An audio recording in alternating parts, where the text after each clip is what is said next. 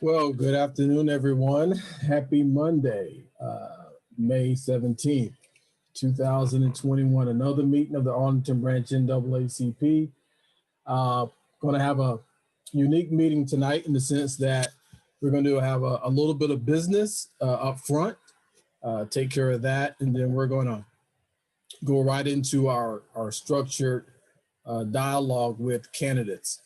Many of you know me, I'm Julius D. Spain Sr. Many people call me JD, President of the Arlington Branch NAACP and Regional Vice President for the Virginia State Conference of the NAACP. We have quite a few people joining right now, and our secretary is working hard behind the scenes to bring everyone in. I'm going to start with my opening and just tell you that the past month has been quite busy for the NAACP here in Arlington, but make no mistake about it, we're out there working on behalf of not only our members, but those citizens who need the NAACP, regardless of race, color, creed, or religion. So it's been a pleasure. We're about to turn into the summer months. We know we start these meetings at 7 o'clock, and looks like we're shifting out of COVID. 7 o'clock, the sun is still up, and you still have people doing their thing. But it's great. It is great that we're moving, I think, on the other side of this COVID pandemic, but there's still much more work to do. Still much more work to do. So with that being said, we are having a unique meeting tonight. I am going to call for suspension of rules, which means we are not going to go by our regular schedule. We're going to do something a bit different tonight. So if I have any members, any elected officials on the call, I'm going to call for suspension of the rules. Just unmute yourself.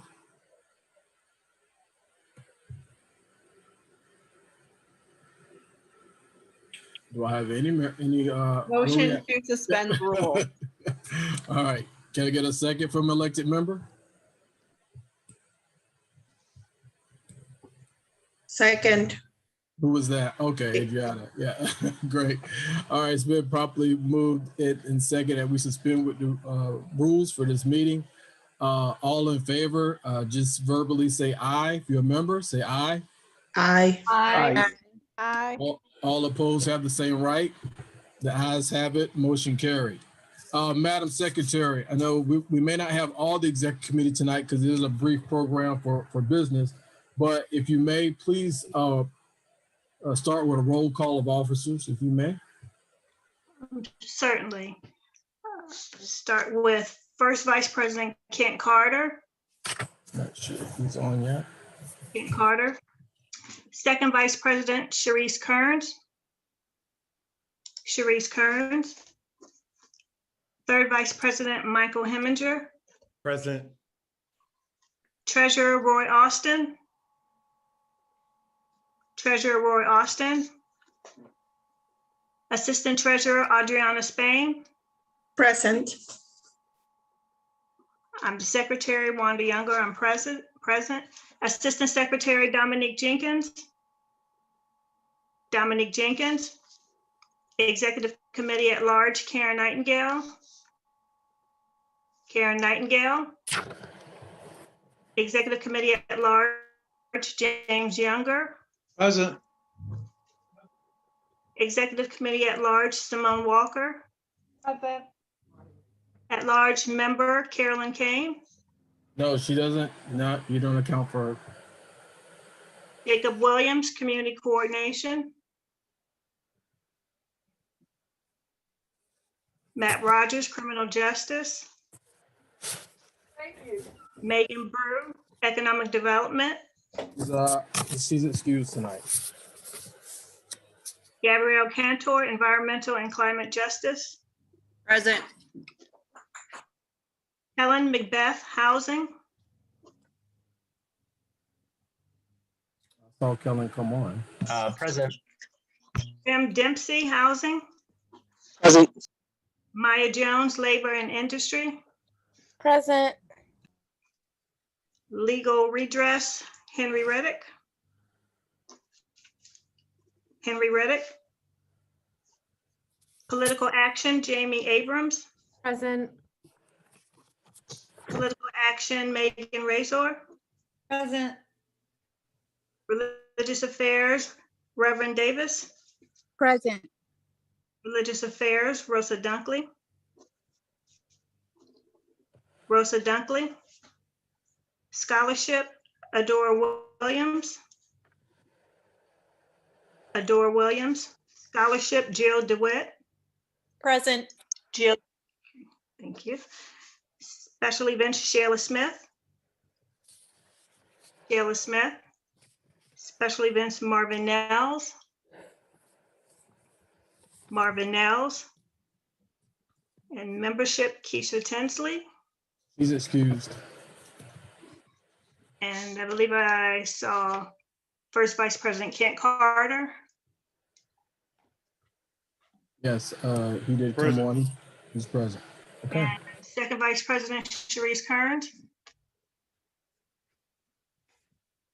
You're muted, Sheree. Present. She's On here. mute. She's here. Concludes the roll call. I'm Thank you. present. She's present. Thank you, Madam Secretary, for the roll call.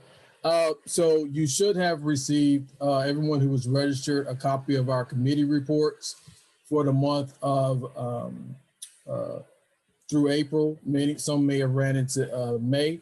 Look at those at your leisure. What you'll find is the work of the committees, what they've been doing since our last meeting. Again, if you are interested in working, you are a member and you're interested in working on any of those committees, please reach out to either the chair or the secretary of the branch, and we will make sure you get some work. All right. Keep in mind that in the NAACP, we don't get paid. This is all volunteer here, but they've done some good work. I think the financials are there. I think you'll also see our membership numbers. We did increase since our last time. We're at 838 now. So, you know, at the beginning of the year, we started out saying we want to hit 1,000. And I think we're going to reach 1,000 before December, even if I have to go do some door knocking, because in a county of 250,000 people, we should at least get 1,000. I think we'll get there. But we have increased, I think it's about 20 some odd folks in the past month. A couple of Civil Life memberships, had a pretty substantial donation from a local citizen, a local church. So we're doing some work and staying busy. At this time, so we can stay on schedule, this month, we're going to have our Labor and Industry Committee, the chair, come forward and give you a brief to our membership more especially, their strategic plan for this year. So, Madam Chair, are you here from the Labor and Industry Committee? Yes, I am here. All right, so the floor is yours and I'm getting out of your way.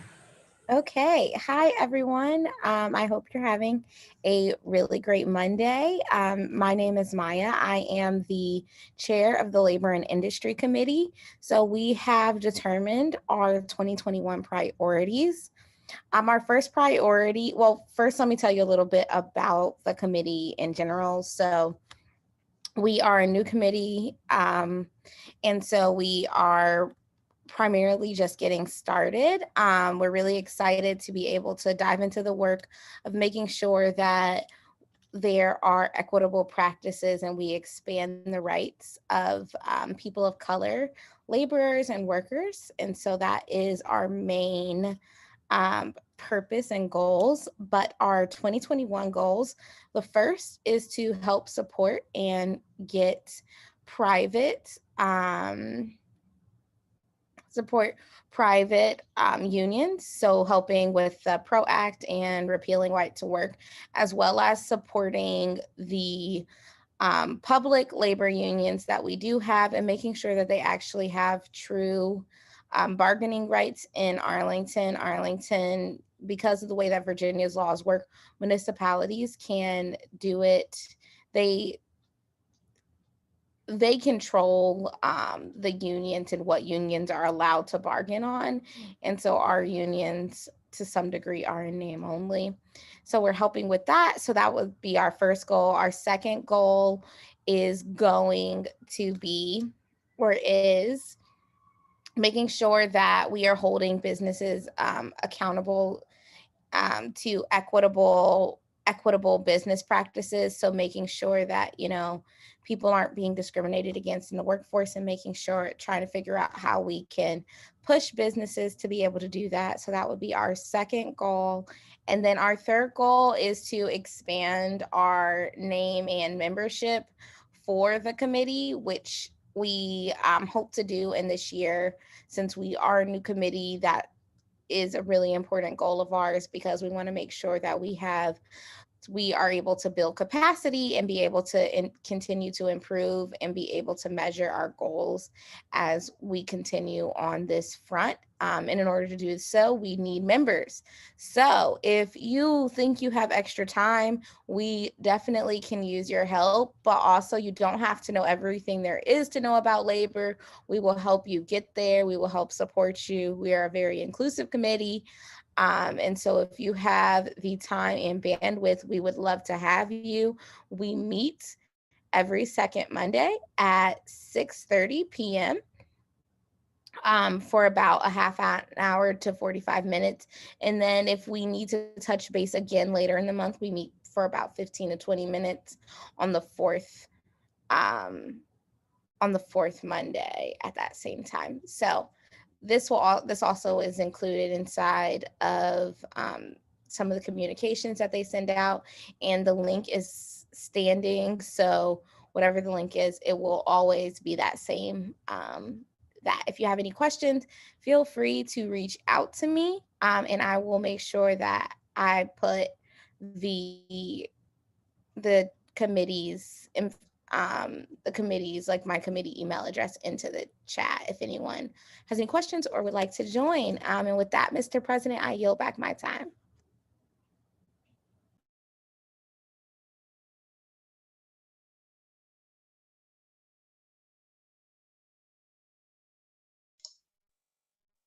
You're on mute. Thank you, Madam Chair of the Labor and Industry Committee. The NAACP, all branches per Constitution, bylaws, should have about 21 standing committees. We at Arlington Branch NAACP, and not many across the Commonwealth, have 21 standing committees fully staffed. I'll give you an example. If you go up to a place like Detroit, I often talk a lot about Detroit because they're doing an outstanding job and have been for years. They have a branch, the Detroit branch actually has 10,000 members in it. And they're like an organization within the city, and they're very influential, but they're a model to emulate. But hopefully in due time, we will get there. But with your help, come on and be a part of our committees, our branch, if you're not already a member. And we will we'll work with you. And like something Maya said, we're a very inclusive and diverse organization. Okay, and we sincerely we mean that, and we represent everyone. What was going to be on any questions from the members or anyone to or for labor and industry while we have a few moments? If you do have a question, feel free to unmute yourself and just ask it. If not, I'll move on or raise your hand. Madam Secretary, if you're monitoring that, please. All right, looks like we don't have any questions. At this time, we were going to have our economic development team come on board and provide their strategic plan or priorities for this year. But being that something came up at the last minute and she is out, what I'm going to do is in the chat, I'm just going to paste for right now. I don't know if I got all of it. There, you can look at your leisure, the goals for the Economic Development Committee. We can say that's pretty much a newly formed committee as well. I kind of started out doing some things with the chamber and other places, but we come to find out we had a lot of folks that are interested in economic development. So Megan Brew has a outstanding committee right now, and they're heavily engaged in the community. But go ahead and look at their priorities and what they're working on this year, and also their report, which was sent to you, at least all of those who registered. I'm going to take some time because we made an adjustment to the schedule, and I know our political action team is coming on at 7:25 in about 10 minutes. So if you've been watching or if you received some emails, there's some late breaking news.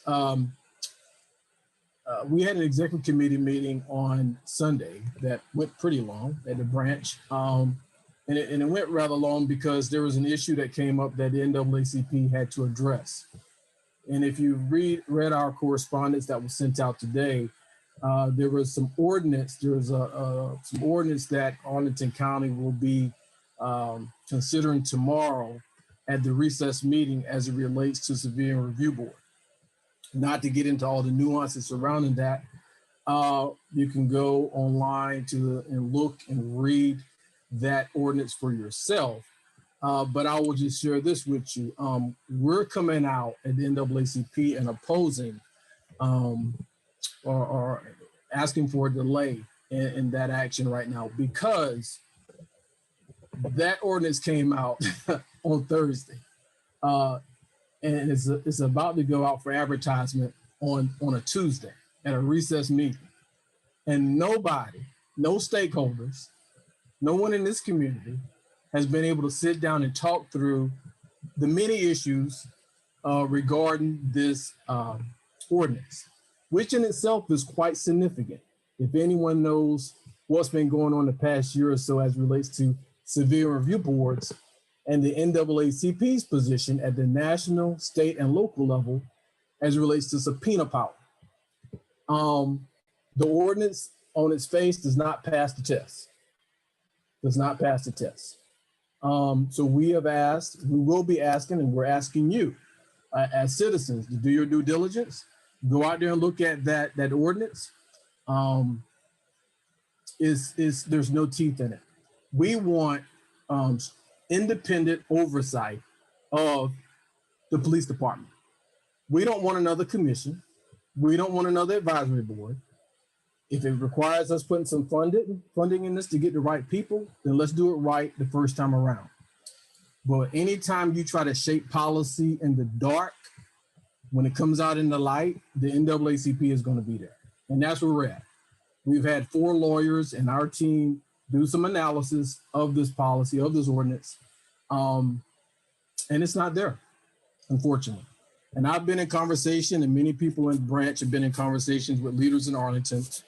Our Virginia State Conference of the NAACP came out today and supports us in our endeavors, saying that we need to delay. We're asking the county to delay. That is significant. This is a significant moment for us, along with everything else that's going on, whether it's housing, education, there's a lot going on. But we're not going to pass this up. And we're hoping and expecting that our elected officials will do the right thing tomorrow night,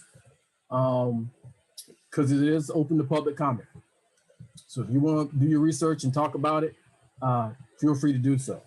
With that being said, I do have a few minutes. I know our first vice president is here, and I want to give some time to our first, second, and third vice president on this particular issue before we turn it over to the Political Action Committee to get this structured dialogue started. We'll start with the first VP. Kent Carter, anything you want to say to the members and those on the call as it relates to what I just talked about, the Civilian Review Board and the ordinance? Thank you, Mr. President. I'll just add most of it's in the, can you hear me? Most of it's in the letter already. I'll just add that, a setting on the PPG for 7+ months, this is exactly what we tried to avoid. When we made our recommendations, there was a lot of thoughtful discussion and discretion that was used with the recommendations, and we tried to collaborate as much as possible with the stakeholders, the elected officials, everyone involved, so that we could come out with a CRB that had teeth. So this is exactly what we tried to avoid. And we also tried to conduct a financial analysis of the costs surrounding, because we knew that would be a major issue when it's rolled out, but we were denied that opportunity during our review process. So that's all I have to say on that, and I'll yield my time to the second vice. Thank you. Good evening, everybody. This is Sharice, and I think that the Criminal Justice Committee has done a really great job of outlining the issues that are extant to this. I'm disappointed, but unfortunately not surprised at how this rolled out. I think that when you want to avoid being accountable to the community that you serve, these are the kinds of things that you do. It is my understanding that what is being proposed by the county right now doesn't even reach the level of what the state has lined up in statute to occur with our civilian review boards. And I support the idea of the county holding off on making any decisions on this until it can be well thought out and well prepared. It doesn't make sense to do this just to check a box.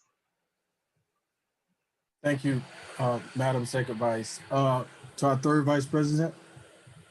Good evening, everyone. This is Michael Heminger. Just to echo what's already been said, our county leaders made a commitment to us last year in the height of racial tensions that there would be an equitable review process and implementation process. They have not followed through on their commitment. What we're asking for is not new. We're not asking for anything that's groundbreaking. All we're asking for is complete transparency and an independent oversight body. As you can imagine, communities of color, their trust has been completely trampled on. We have incidents right here in Arlington that need to be reviewed. We're not asking to do anything extraordinary. Our friends over in Alexandria have already done this. I think we can all agree on this call, it's common sense. If there's nothing to hide, then you know what, we'll all be in good shape. But if there are things that are hidden and there are things that need to come to light, then communities of color are owed that trust. And that's all we're asking for from the county leadership. Again, we're not asking for anything groundbreaking.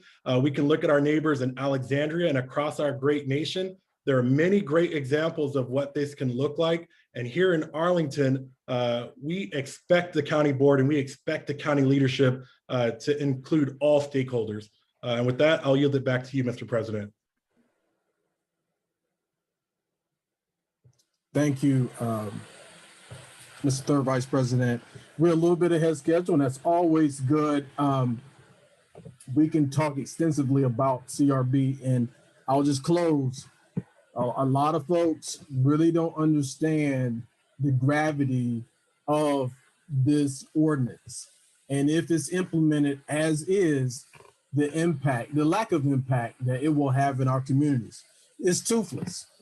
It's a shame, actually. And to what Mike's talked about, it's a slap in the face.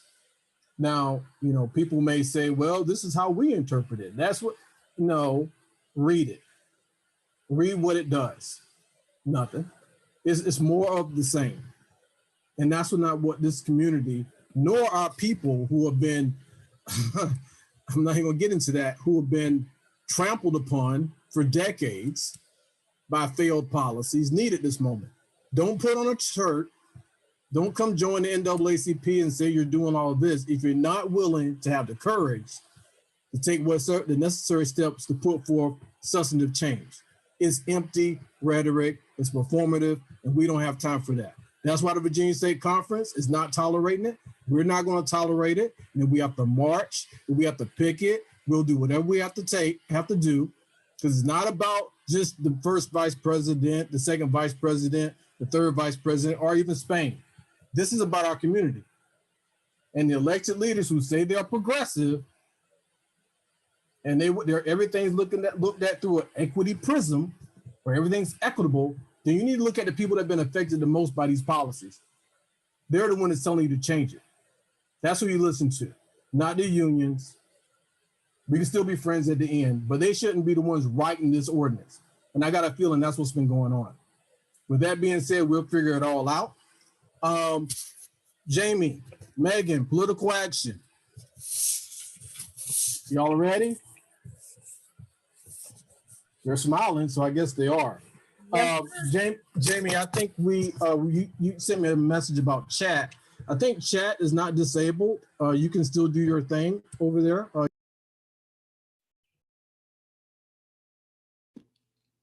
You're muted, Mr. President. I'm sitting here yanking. You probably didn't hear anything I said. It's okay. Are y'all ready? Mute. I mean, the chat function is not disabled, I don't believe. Do I need to do the introduction? You want to go ahead and do your part first? Either way, you let me know. Y'all go ahead. All right. Well, welcome everybody to our structured dialogue on issues of race in our community. We have the Democratic primary candidates for House of Delegates, the Democratic primary candidates for County Board, and the Democratic caucus candidates for School Board. I do want to remind everyone that the NAACP is a strictly nonpartisan organization. The Political Action Committee's mission is focused on voter engagement and civic participation. So we host this event in the spirit of promoting voter turnout and increasing voter education. We do not endorse any candidates or any party whatsoever, but we do want to get this information out prior to the Democratic School Board caucus and the June primaries. We will also be sure to host a forum where we will get to meet all the candidates of all the parties before the general election in the fall. And as part of that, we'll also produce a candidate questionnaire that'll give general election candidates a chance to discuss their plans and initiatives in more detail. So stay tuned for that. I'd first like to thank the general members who submitted questions for our discussion tonight. Many of those you will find are incorporated in our program, and we thank you very much for your engagement. Now it is my great honor to introduce our esteemed moderator for tonight's program. Wilma Jones is a resident of Halls Hill. She is a fourth-generation Arlingtonian. She is a civic activist, a published author, an accomplished speaker, and a top-performing director of corporate information sales. She really is a treasure to this community, and she is the perfect moderator for our discussion today. We thank Wilma for her time and for her leadership in tonight's program. I'm going to chat, or Jamie actually just dropped a link in the chat, so we invite you to check out her publications and learn more about the community that you call home. So without further ado, Wilma Jones, I turn it over to you. Thank you so much, Megan. And thank you to the NAACP for asking me to take on such a important role this evening to moderate the panel. And I'm very excited about it. I definitely want to hear more about the issues that are important to the NAACP members and what our candidates think about them. So let's start off with some ground rules. Tonight is about voter engagement on issues of importance to the NAACP. It's a chance for us to hear what each candidate would do and has done on the issues of importance to our organization. So in that spirit, let's go through a couple of ground rules. To all attendees and participants, no campaigning in the chats. We are here to listen and engage, not promote or endorse.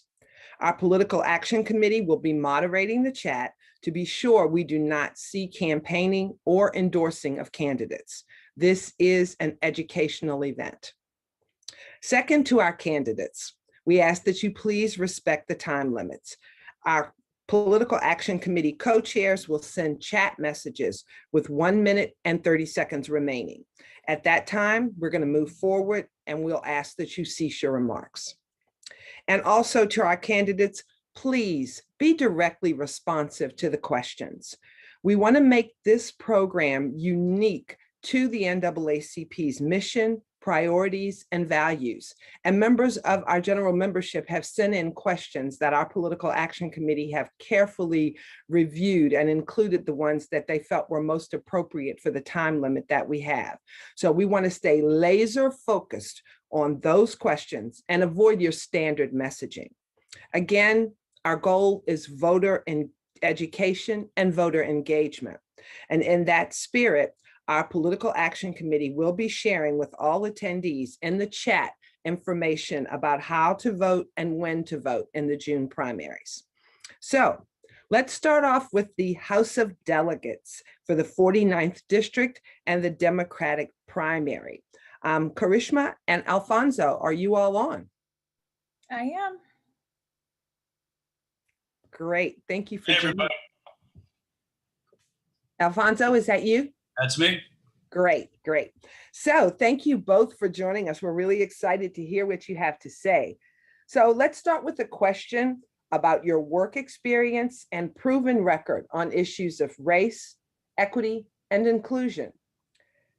Now, we're going to drop links to your websites in the chat so that people will be able to go there and look on their own for information. But for tonight, what do you want our members to know about your political or work experience advocating on behalf of issues of racial justice and equity? You each have 2.5 minutes, and let's start with Karishma. Thank you so much. Good evening, everyone, and thank you for inviting me here today. My name is Karishma Mehta, and I'm a preschool teacher and candidate for the 49th District, which includes the historic neighborhoods of Johnson's Hill and Green Valley. My story is the story of so many people who live in the 49th District and across Virginia who have skipped meals and worked for starvation wages just to survive. This district is my home. I knew when I took on the responsibility of running for office to represent all the people here, I needed to show up and listen to my neighbors. When I walk by Walter Reed Community Center or Mount Olive Baptist Church, I'm reminded that running to represent South Arlington means you're an advocate for generations of Black people who have been denied a voice in Richmond. I've been that voice in my workplace, fighting for students and their families, and I'll do that as your delegate. Now, I'll concede, I haven't held elected office, so my experience isn't typical. But every day when I wake up, I get ready for my class and I become a frontline worker. Most preschool teachers are Black and brown women. During a pandemic, school administrators at my preschool were not interested in protecting the rights of their workers or our young students. So I began the work of organizing my coworkers into a union. I had the hard conversations with Black and brown women struggling to keep their families safe, pay the bills, and all while afraid of retaliation from our boss. We organized and we won. This is the mindset that I'd be bringing to address the racial inequities that we see in the 49th District. When we know what's happening, when we know our history here, we can tackle the core of our problem. Landlords didn't just start pushing out Black families this year. Black kids in Arlington aren't just now being suspended or expelled or imprisoned. Higher Black maternal mortality rates didn't just suddenly appear in the pandemic. These inequities have always existed and are evidence of a system that has commodified our right to live. We need to fundamentally rethink who Arlington is really working for and organize people to push back against the deep-rooted inequities in the 49th. That means removing police from our schools, ending cash bail, passing a universal healthcare system, and ensuring that our Black community can build wealth and own a home in our district. Black men deserve to grow old. Black children deserve their childhood. Black women deserve dignity and respect. That's what I'll fight for. And that's why I'm asking for your vote on June 8th. I look forward to answering all of your other questions tonight. Thank you so much.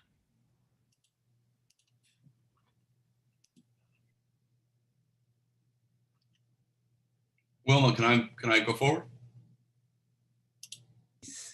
Yes, please. I'm sorry. For some reason, it wouldn't let me unmute, so I won't mute myself again. Yes, Alfonso, please answer the question. We'd love to hear your response. Thank you. Hello, everyone, and thank you for being here tonight. As a member of the Arlington NAACP, it's always an honor for me to be with you. A lot of folks here knew my mom. She devoted her life as an ESL HILT guidance counselor in Arlington Public Schools to helping low-income and immigrant children continue their education after high school. Today, as a result of her efforts, over 1,000 kids who could have been forgotten are college graduates.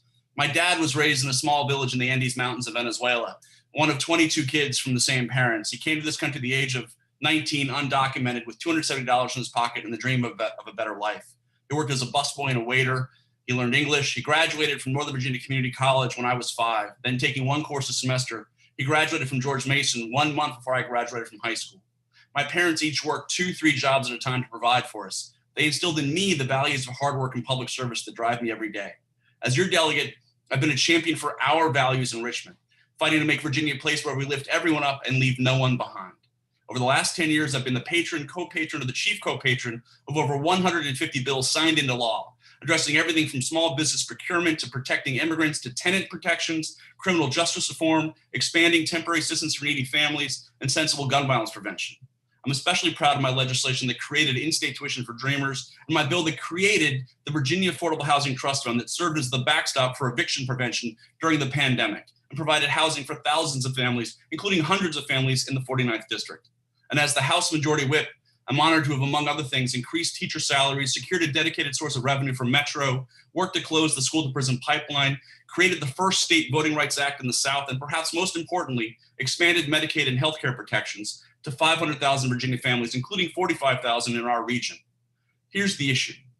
For far too long, Virginia and the nation, Black and brown Virginians have been denied equal justice under the law. As your delegate, I've worked to end systemic and structural racism and make Virginia a more fair and equitable place. As you all know, as I do, that inequity still exists in all parts of our society. That's why as delegate, I've worked to reform our criminal justice system, get rid of Jim Crow era laws in the Virginia Code, and provide support for minority and new American populations during the pandemic. And as the House Majority Whip, I've helped develop and guide our agenda, especially last summer and this year, as we address criminal justice reform and racial inequity. I've helped ban no-knock warrants, police chokeholds, and the militarization of police departments. I secured the votes in the House to abolish the death penalty. We've legalized marijuana for adults and passed automatic expungement. We've declared racism a public health crisis, and we've advocated for pay laws regardless of gender or race. We have fundamentally changed Virginia as it relates to, I'm sorry, it's my, look forward to the conversation this evening. Thank you, Wilma. I apologize. Thank you. And thank you for self-policing yourself on the time, because I was just about to say something. Thank you, ma'am. So let's go to a really important subject, qualified immunity. That's an urgent priority of the NAACP. And our Criminal Justice Committee and our members want to know what specific strategy you will follow to end qualified immunity and on what timeline. And we want to let you know that we feel like just casting a vote isn't going to be enough. We want to hear steps that you're going to take and what you're going to do to overcome those barriers that you know you're going to have from the unions and the like in terms of ending that important issue. And we'll start with you, Alfonso, Delegate Lopez. Well, I voted for qualified immunity. I helped secure votes for its passage in the House. We passed qualified immunity in the House of Delegates over the summer during the special session. You mean you passed ending it? Passed ending qualified immunity over the summer in the House of Delegates. We did it again this regular session. The issue, and I see some of my friends from the Senate here who have supported the bill as well, but is the state Senate. We have gotten this bill out of the House. I helped secure the votes to get it passed. I fought for it in the caucus, and I've spoken out for it in rallies, at speeches. It's important. It's something we need to address. The issue right now is a few members of, or actually 2 members of the state Senate, and actually getting them to switch their vote. Now, there are several ways you can do that. I'm sorry, Wilma, you were going to say something? That was just what I was going to ask, is how are you going to do, what strategy are you going to use to do that? It's 4 or 5 things you have to do. I mean, as the Majority Whip, my job is to help not just coordinate messaging, but also to help convince the correctness of a position as opposed to another position. So working with leadership, working with the senior leadership team that I'm a member of, we will once again sit down with some of these members, talk about why it's important, talk about the issues not only from a statewide perspective, but also from the perspectives of these state senators in their backyard, and give them facts, numbers, and data to support the position for ending qualified immunity because of how it affects their district. And you know, at the end of the day, you know, I love all of my fellow Democrats in the House. Democrats in the House and in the Senate, but on some of these issues, the rightness of it is too strong. We have to call out even our friends on these issues sometimes and make sure that we get these kinds of you know, sensible legislation passed. Thank you. Karishma, could you tell us what you would do to work to end qualified immunity in the state? Of course. First off, let me say that I'm the only person in this race who has not taken a penny of money from the police, from the sheriff's associations, and I'm very proud of that fact. Because if we are going to have these hard conversations on policing, on ending qualified immunity, we need to ensure that our delegates are not being influenced by the police and the system of policing that has affected so many of our Black and Brown community members. As far as working with other legislators, I am an organizer, I am an educator, and I bring those tools in my toolbox with me wherever I go. And so whether I'm an organizer or a delegate in the General Assembly, being able to organize from the outside and bring in community partners to put pressure on these state senators and delegates who are not signing on to important pieces of legislation is equally crucial to the relationships that you have in the General Assembly. And so we not only need an inside influence, an advocate for the Black community and the mission of the NAACP, but we need outside community partners like the NAACP and like Black and Brown organizers who are doing that work in our community as we speak to ensure that we can put enough pressure in the right places to impact this kind of legislation and ensure that it's successful and landing on the governor's desk. And so while my opponent has worked to give raises for police in a pandemic, I would make sure that we're utilizing all of our power as a community to put pressure on legislators to ensure that the legislation we need to impact our community in a positive way is actually passed. Thank you for that perspective. Appreciate it. Now, let's go to our next question. Now, both our Housing Committee and many of our registered general members have raised questions about housing. Affordable housing for low and moderate income families demands state investments to expand housing choice and to preserve the existing housing that we're at risk of losing. But money alone will not be enough without accountability mechanisms and cultural changes in our community. Now, in addition to budget allocations, what concrete changes do we need at the local and state level to how we approach fair and equitable housing? I mean, is it desegregation in residential communities? How will you lead Arlington forward on these housing issues? Karishma, let's have your perspective first, please. Absolutely. Thank you so much for this question. As a renter on Columbia Pike and a tenant organizer, this is very important to me. We've already seen at the Serrano Apartments and across South Arlington that companies like AHC and JBG Smith can't be trusted to ensure housing as a dignified human right. In fact, as recently as 2017, my opponent introduced legislation that makes tenants financially responsible for pest infestations rather than holding the landlord accountable. A real-time implication of anti-tenant legislation is happening and unfolding right at the Serrano Apartments, where children and their families are living in rat-infested apartments, unable to cook and sleep in dignified conditions. But this shouldn't be a surprise because Black and Brown residents have always been deprioritized. When government officials and real estate developers could buy up Freedman's Village, they did. When many of the people in Freedman's Village diaspora developed enclaves in Arlington, developers and the government bought up that land too. And now as they look in Arlington for the last pieces of land to build on, they're turning to Johnson's Hill, they are turning to Green Valley and Halls Hill. And every time the government and the developers have tried to exploit and displace families, the Black community has stood up and organized to fight back.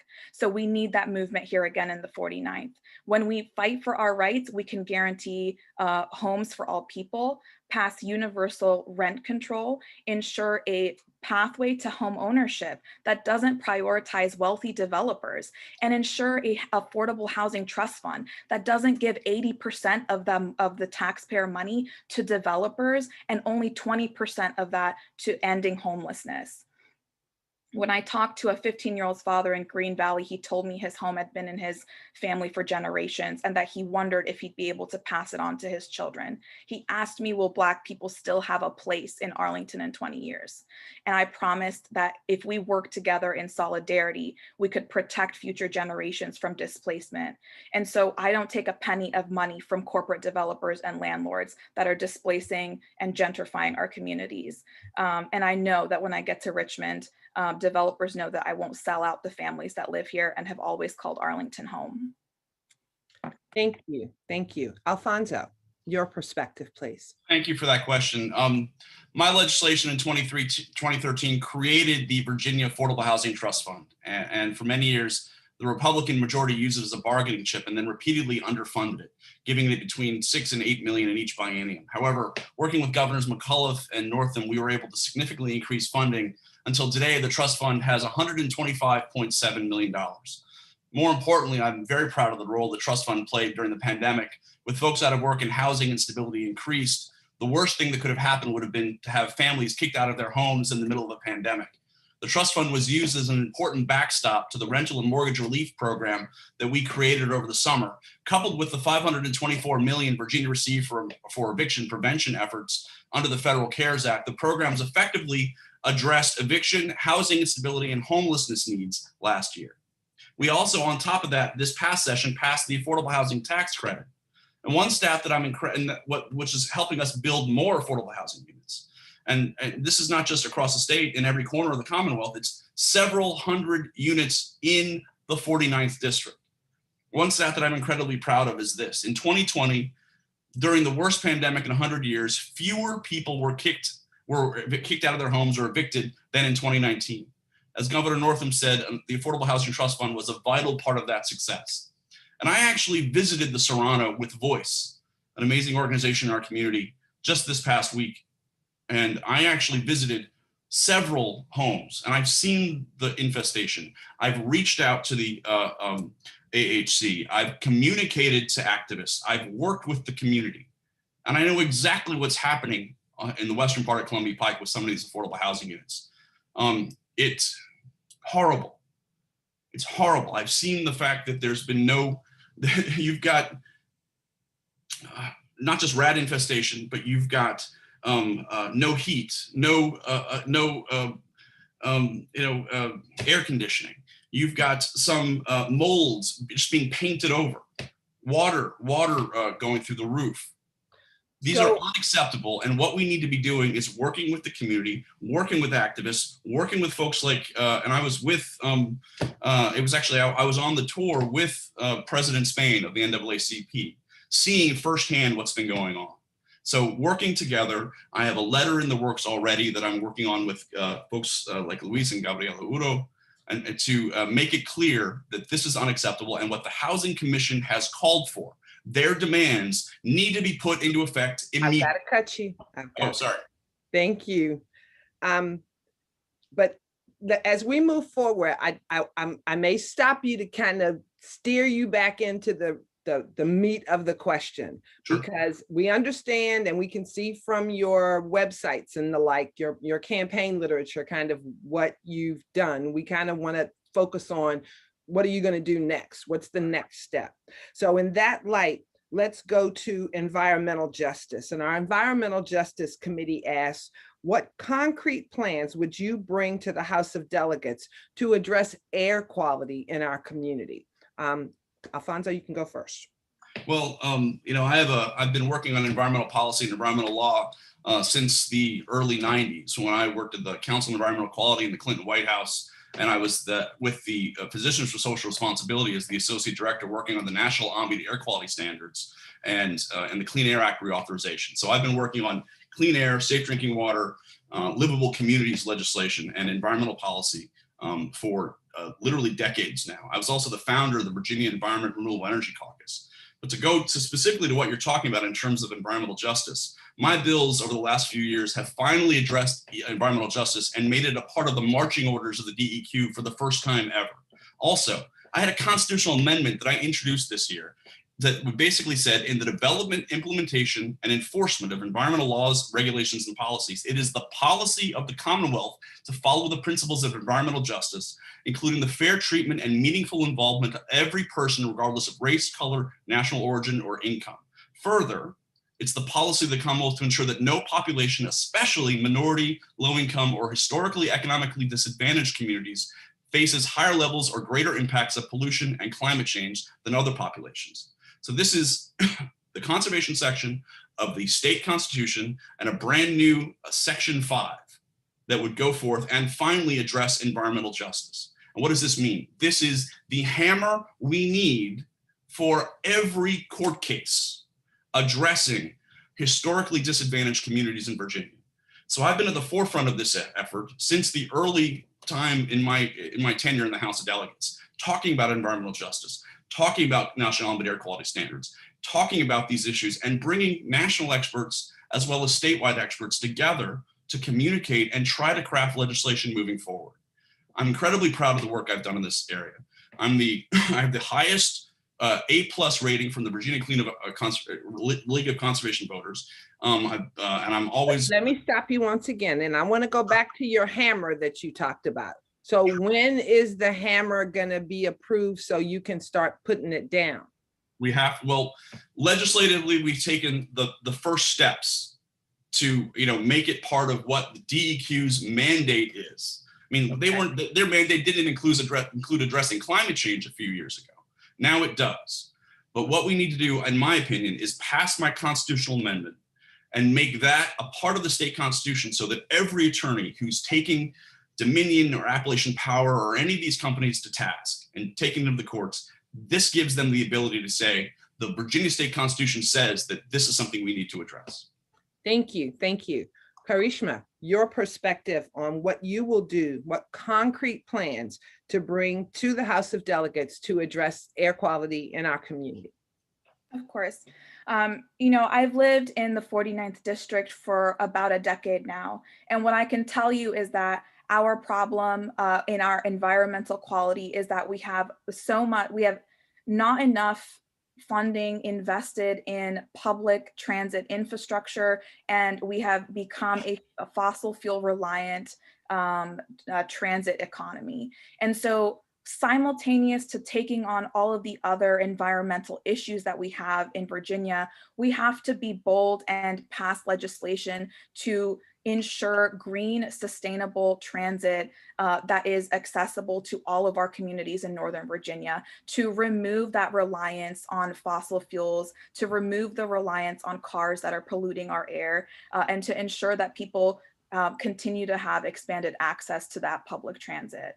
Simultaneous to those things, it's why in the Virginia General Assembly, I will fight for a Green New Deal and listen to the scientists that are telling us that we only have until 2030 and 2035 at the latest to reach 100% renewable energy.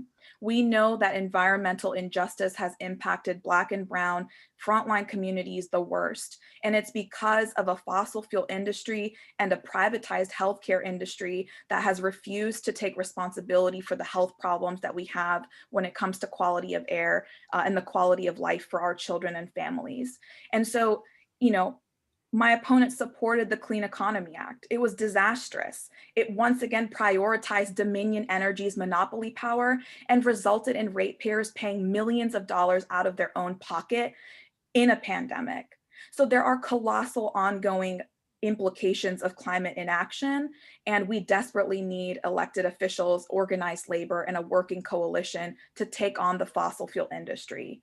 I'm a teacher. I want my students to inherit a healthy, habitable planet. And right now we have a delegate that takes openly fossil fuel money from Washington Gas and Appalachian Power. And I don't think we can rely on a delegate like that. Let's stay focused on what you will do, though. That's what we want to hear tonight. Of course. We want to hear what are the concrete things. You told us a little bit. You've got about 15 seconds. Okay. And so, my investments would be in public transit infrastructure and a Green New Deal for Virginia that centers working class people and Black and Brown frontline communities and invest money into those communities for jobs first before any other area. So, you know, to be able to address the climate crisis and the quality of air situation, we have to pass a Green New Deal. Thank you. Thank you for coming back over. And we definitely wanted to hear that part. Now, let's talk about a really important issue, marijuana legislation. Marijuana legislation has historically had a complex effects on communities of color. We've been hit the hardest by the decades of the war on drugs, criminalization, and still ongoing racial disparities and enforcement. I mean, we saw what had to happen, what Governor Northam had to do because police were still continuing to use the fact that, you know, marijuana could get a ticket to impact Black and brown people. So we've legalized the sale, we've decriminalized it. We are making important first steps, but these things require careful management and vigilance. And we've seen that in what's happened in other states. So we want to know that communities of color in Virginia are actually going to benefit from these reforms. So what steps would you take to be sure the benefits of legalization reach communities of color and that our residents have access to the resources and tools necessary to be a part of that industry and to license? I mean, and also, if you have time, those other things are important, but just lastly, have we done enough to remedy the disproportionate harms of criminalization? And Karishma, you're up first. Thank you so much. On any given night in Virginia, our prisons hold over 28,000 people, and 46% of them have not even been convicted of a crime. So while a lot of us have reason to celebrate the legalization of marijuana on July 1st, tens of thousands of Virginians will stay incarcerated. This is justice delayed. We need to keep pushing forward so that legalized cannabis centers racial equity first, through full expungement of records for incarcerated people, through a just transition for all people returning to their communities. That means ensuring healthcare, housing, a good education, and job opportunities for the people who have been harmed by the war on drugs. Rather than prioritizing commercial markets and profits for the wealthy few like this legalization bill has done, we need to continue dismantling the prison industrial complex and mass incarceration of Black and brown people here in Arlington as well. And so, you know, I'll be honest with you, when you talk about, you know, have we done enough to address criminalization? I don't think we have, because we incarcerate more of our people than any other country on earth. And at the same time, we deny people the right to those jobs, the right to healthcare, the right to housing and education. And police don't keep our communities safe. We know this. And so we need to invest in life-affirming institutions. We understand that the American punishment system is not broken. It's functioning exactly how it was designed to. And that is to continue targeting, brutalizing, incarcerating, and forcing labor of Black people, and by extension, all people. Thank you. Alfonso, you're on mute. After a year and a half, I still, yeah. I helped secure the votes to get marijuana legalization for adults passed in the House of Delegates. I helped secure votes to end stops and searches based on marijuana odor.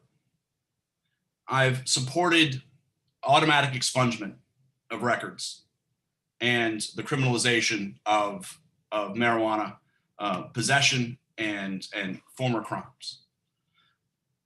We have, as a General Assembly, fundamentally changed the face of Virginia as it relates to criminal justice reform during the 2020 special and during the 2021 General Assembly session, creating citizen review boards, jury sentencing reform, increasing prosecutorial discretion, expanding deferred dispositions, ending searches and seizures based on marijuana and other pretextual stops. Here's the thing. We were trying to accomplish in 5 months what other states do in 5 years in terms of marijuana legalization for adults. But here's also the thing. After many years of advocacy, we've done it. And we've gotten rid of what is a fundamentally I would believe, racist approach to this issue. And so what we're doing is we came together to create a pathway forward for the legalization of small amounts of marijuana for personal possession by adults beginning on July 1st. This is a dramatic shift from the decades of failed war on drugs policies that served more to criminalize young people and people of color than to keep our communities safe. And this legislation eliminates criminal penalties for personal possession up to 1 ounce of marijuana by an adult over 21 years of age. So the buying and selling of marijuana will remain illegal until 2024, when we have the regs in place. And but we're going to give the newly created Virginia Cannabis Control Authority enough time to establish the regulatory and licensing structure that will govern the sale of cannabis products in the Commonwealth. Importantly, I'm going to stop you again. Social equity. Sorry, I thought I was getting to it. You got 40 seconds. I want you to tell us though, what are the specific things? I mean, we know what's in the legislation, but in the next steps, how are you going to make sure that our residents have access to be able to make this industry also positively affect us? Give you about 30 seconds. So the bill contains social equity provisions that will provide support and resources to person communities that have been historically and disproportionately affected by drug enforcement. So what does that mean? That means vertical integration. And so that means access for historically marginalized communities. And it also means addressing banking. So upfront costs. And you can also, I would think, by allowing some of the big companies that are coming in right now to do it earlier, to set aside some of the tax dollars from that, specifically for that initial funding to help stand up a lot of these smaller companies. Because it takes $1 million just for dispensing center. Okay. And so what you can do is you can tax it properly, you can tax the big boys properly to then create those small companies and other growing companies to, communities of color that have been affected disproportionately by drug enforcement in the past, and actually bring those folks into the business. All right, thank you. Now, we have only a few minutes left, but we do want to ask one last question about education. Illiteracy is huge in the state of Virginia. It was asked, we wonder whether you all know what it costs and what is your plan to close the state literacy gaps? And I just want to say this is a matter that's really important to the historically Black communities in Arlington, because we have generations of families, Black families in Arlington whose children have been graduated, but they can't get into college. They don't have the skills to get great jobs. What are you guys going to do about addressing these long-term challenges for children of color so that they have opportunities for careers and things like other Arlington children do? And you got 2.5 minutes, and I'm going to hold you tight. We are at Alfonso, you're first. This is going to sound, we need to fundamentally change how we fund schools in Virginia. We need to fundamentally change the tax structure about how we fund schools in Virginia. We need to make sure that the kind of quality schools that we have in Arlington are in every corner of the Commonwealth. We also need to pay our teachers a basic wage. I'm very proud of the fact that we've increased teacher salaries the last couple, for at least a couple times. And the next one is going to affect, it's a 5% increase on July 1st. We have addressed SOLs. But the thing is that we do not invest enough in our teachers and our school systems, not just in Northern Virginia, where we're incredibly lucky, but in every corner of the Commonwealth. So I think we need to have, finally, a conversation about funding school construction, funding of school systems, public school systems, in a way that some other states do that we simply don't do right now. Thank you. Karishma, you can close us out with your answer. Thank you. Let me tell you something as a teacher. Throwing money at the school system and the problem will not fix our literacy rates. As a teacher, I've seen firsthand the inequities in my classroom and the education system. Many of us invested in building that equitable school system have questioned whether integration and equality in our schools really happened under Brown versus Board. If we consider the funding crisis, firing of Black and brown teachers in droves, and the corporate reforms that have resulted in high stakes, racist, standardized testing, police in our schools that have led to push out, and a lunch debt crisis that leaves our students hungry all day rather than invested in their education, then the question really is, was it actually designed for students, for all students to succeed? I'd say the answer is no. And so we do need massive investments in our public schools. But my vision for rebuilding our school system is ensuring that we have free, comprehensive preventative health clinics that ensure physical, sick visits and other needs that children don't otherwise receive outside of schools. If we demand our taxpayer money be used to uplift our community, we can ensure mental health counselors. We can build partnerships with trade unions and worker cooperatives that uplift our students and teach them the skills of the next generation, rather than partnering with privatized and exploitative corporations. And we can and must end exclusionary discipline policies that prevent students from succeeding. Study upon study shows that expulsions and suspensions and these exclusionary discipline policies make it harder and harder for our children to graduate and to have the education that they deserve. And so we need to create a blueprint for a school system that doesn't spirit murder our Black and brown children, as Dr. Bettina Love says. And so I've seen Black babies expelled and suspended from preschool as little as 2 years old. And so instead of investing millions of dollars into criminalizing our children, we need to use our tax dollars and our collective power as a community to build a school system that truly works for all of our children. And as a delegate, I will fight for that every single day.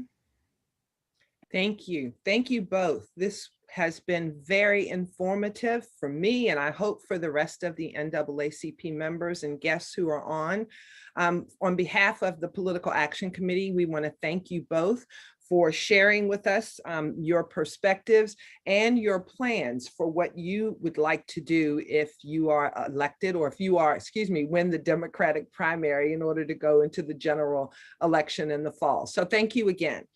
At this time, thanks. At this time, we're going to segue over to our county board candidates for the next 30 minutes. Takis Karantonis, I hope I pronounced your last name right. And John. So one thing I want to say, the NAACP branch wants to remind everybody that we will be hosting a full forum in the fall to hear from the candidates from all the parties. For this election, however, we do have an independent candidate who has already reached out to the NAACP proactively, Audrey Clement. Audrey will be invited to participate in the full fall forum in anticipation of the general election, when her name will be on the ballot. But in the interest of fairness, we did invite her to come to introduce herself for just a brief couple of moments. So Audrey, are you on the line? Yes, I am. Can you hear me? Yes, we can. Do you all want to? There you are. You are now promoted from a video perspective, and you have 3 minutes to do an introduction for us. Okay, thank you to the NAACP for inviting me to this forum. I'm Audrey Clement, the independent candidate for Arlington County Board. My strong commitment to racial justice is evident from the fact that I served as a fellow with the Congressional Black Caucus Foundation in the 100th Congress, while researching a dissertation on the Black Caucus. I successfully defended the dissertation entitled Congressional Black Caucus, Its Representational Role, and received a doctorate in political science from Temple University in 1993. As a 17-year Westover resident, longtime civic activist, and past member of the Transportation Commission, I'm running for county board because it has pushed harmful policies that directly implicate its commitment to equity, diversity, and inclusion. These policies have resulted in overcrowded schools, gentrification, loss of green space, and a 10-year average annual effective tax rate increase that is more than double the rate of inflation. On April 20th, County Board adopted a tax package that, together with rising assessments, increased the effective real estate tax rate by 6%. Even as other Northern Virginia jurisdictions lowered their tax rates in recognition of the disproportionate impact of COVID on people of color. Another board priority which belies its commitment to racial equity is so-called missing middle housing, multifamily dwellings in single-family home neighborhoods. Missing middle is a euphemism for upzoning that will not make housing more affordable. Instead, it will inflate land values, resulting in higher housing prices, overcrowded schools, more traffic congestion, loss of tree canopy, increased runoff, and more air pollution.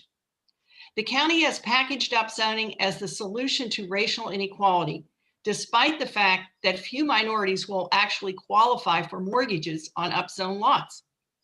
Finally, while I do agree with the recommendations of the Police Practices Working Group, including institution of a civilian review board with subpoena power and a mobile crisis response unit, I oppose symbolic gestures. Changing street names and logos distracts people of color from the real issues confronting them, namely inferior employment and educational opportunities, as well as racial profiling, police brutality, and environmental injustice. If elected, I pledge to seek immediate tax relief for residents and businesses. Say yes to affordable housing and no to missing middle upzoning. Say yes to social justice reforms and no to symbolic gestures. If you share my agenda, then spread the word about my candidacy, donate to my campaign, and help make the Arlington Way more than an empty phrase. Thank you very much. Thank you, Audrey. We appreciate that. Now, let's kick off with the two Democratic candidates for county board for the nomination. First of all, just like with the other candidates, the Political Action Committee will share your full bios and links to your website in the chat for our membership to review more fully. But one of the things we're going to do now is we're going to talk about what you guys have been doing in the Arlington political and civic scene, because you've been around for a few years. And one of our attendees, when registering, asked if you could share what have been your biggest accomplishments in advancing racial equity in Arlington County. We want to know just how have you improved the lives of our communities of color. Takis, you're on first for 2.5 minutes. Thank you, Vilma. It's great to be here. It's a really very, very good dialogue. Thank you for that and for structuring that and guiding us through that. I will just go back to what I did as an immigrant when I landed with my wife, Lida, 15 years ago here in Arlington. And it was in the middle of Columbia Heights, in the middle of Columbia Pike, the most diverse community. And it was for us extremely difficult to actually find housing, to be able to afford housing here, to be able to put down roots. Therefore, my number one impression of Arlington was fighting for housing, understanding the housing challenge, understanding the housing crisis, and fighting for housing.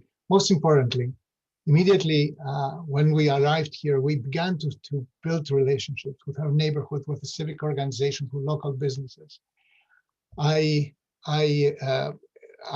Since you asked about my biggest accomplishment, something that I'm really proud of is that I could take the job to lead the Columbia Pike Revitalization Organization, the CPRO. I led CPRO for about 6 years. And during these 6 years, we got communities together along Columbia Pike, the most diverse communities in Arlington, the most lagging behind communities in Arlington, to organize, to help us to get through the neighborhood's form-based code, a zoning tool that created more than 14 new buildings where there was zero development before, and many of them were really affordable housing buildings, where we could put a stop on the bleeding of market rate affordable housing that over 20 years was washed away from Arlington. Other speakers talked about that. We could create the conditions under which public money and nonprofit developers could come back and begin to replace the lost housing affordability in the corridor that I lived. I'm very proud of that. And I'm specifically proud, not only about the results, but specifically proud about the community network that was created to support that. Thank you. Okay, thank you very much. Chanda, your time. Thank you, everybody. My number one accomplishment, it's running for office. Running for office is the number one way to speak truth to power, literal power. And I've run multiple times, and each time I've been the only candidate of color. That's why I've done it at the base. And 3 times, if I had not run, there would have been no election. And Arlington's history, when we think about and look at our racial inequities, all the injustices of the past, it's at the root of it is power, and connected to power is the money. I brought up in my current run, and I brought it up in various conversations and public forums and face-to-face with electors over the past several years, is can we update Arlington's form of government to be more representative and responsive? And if we look at its history, Arlington's county board, county manager form of government has been coming a lot, and NAACP activities and correspondence are, what is the county manager doing? What's the board doing? It was created in 1930. It was created in 1930 at the height of Jim Crow. It was created to go from electing our local representatives at large versus by district. It was created so that Black neighborhoods, minority neighborhoods of Arlington could no longer elect representatives of color. Because back then, 100 years ago, Arlington was 40% Black.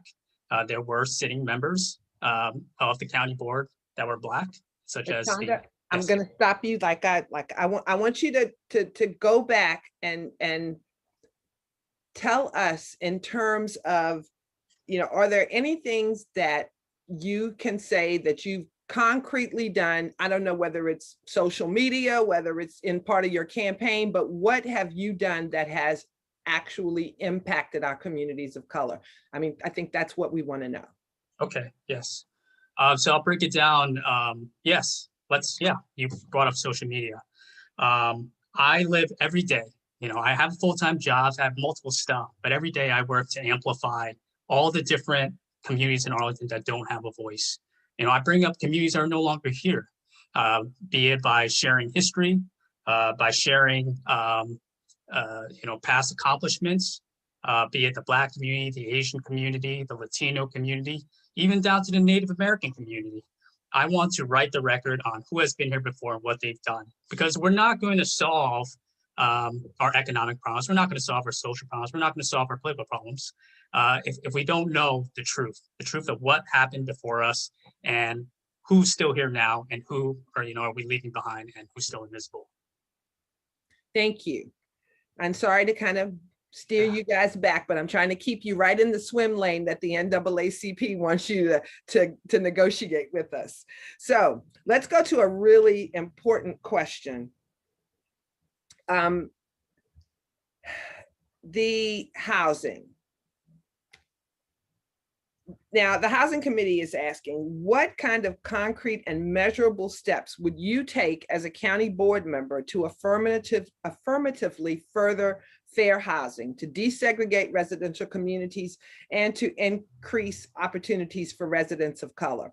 And I'm going to tell you, I'm particularly concerned about this as a 4th-generation resident of Arlington, and knowing that my 5th and 6th generation family, it's very expensive to live in Arlington. And so when we talk about affordable housing, we're really only talking about rental housing and apartments. When you're talking about what you're going to do, we also want to know, what do you think about the limitations that presents to families, schools, community stability, wealth generation, and on and on. So Chanda, let's start with you this time. Right. Housing, diversity, segregation. This goes back hundreds of years. Ultimately, we're late in the game. So anybody who says that, all right, we can, adjust this policy and things like that, everything, all the inequities that we have were done on purpose and were done over a long period of time. So number one, money. Money for people already struggling, diverse communities are struggling to live here. We've got some great programs in place, housing grants, assistance, and things like that. but we've got to take it to another level. You know, that's why I propose a Truth and Reconciliation Commission. You know, what happened to that generational wealth? Who was locked out of that? And we've got to right that wrong. There's a lot of money flowing around Arlington now. Amazon's here. There's plenty of philanthropies. You know, I say, let's compensate the people that were discarded from the past. Where the Pentagon sits now, used to be East Arlington, Queen City, a Black community. It was literally bulldozed in the 1940s with little to no compensation.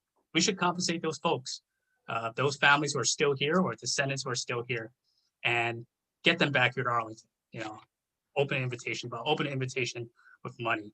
The same thing with the Black community that used to be up along the Potomac that was bulldozed to make way for George Washington Parkway. So I boldly call for restorative actions and reparations in order to right this wrong. We're not going to, yes, of course, I support other broad housing policies. Let's allow more housing types in different neighborhoods. Let's do away with all the redlining and historic segregation that occurred. But we've got to deal with the money and compensation issue. And this has occurred all across America. You know, local policy, eminent domain was used to displace minority communities. Thank you. Interesting perspective. Takis, we would like to hear what you have to say about the housing, affordable housing, and the limitations and things that it presents to our communities of color. It presents enormous limitations to our community of color because the problem of housing we have today is because we had racial segregation in our zoning in the 30s and before that and after that.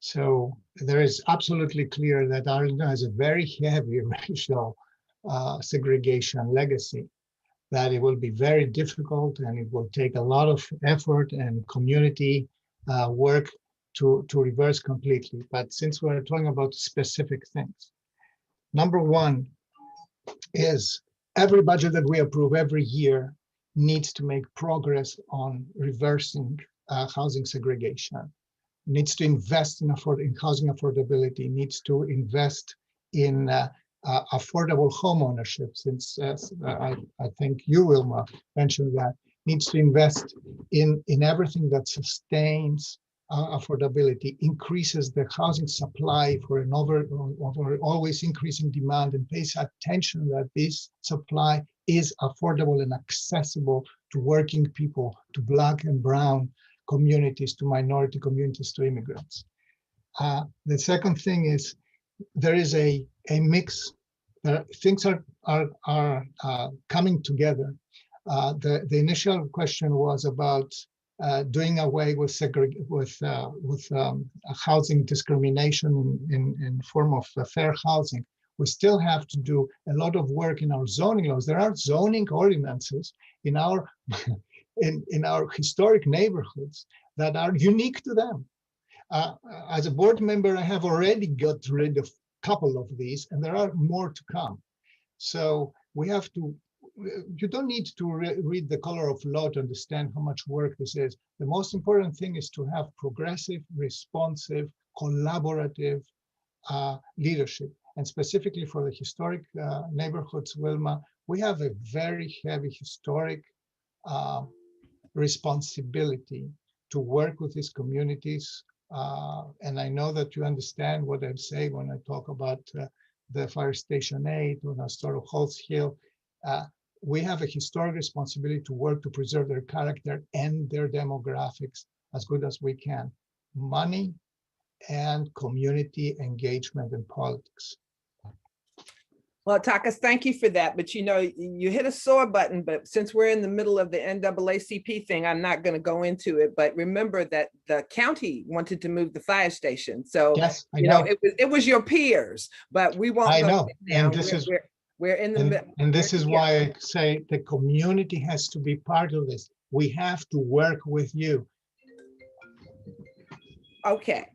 I'm going to go to the next question because this one is an even more important for many of us. The police. The county manager did not recommend a civilian review board with subpoena authority, as was the recommendation from the police practices group. Was very disappointing to many of us in the communities of color.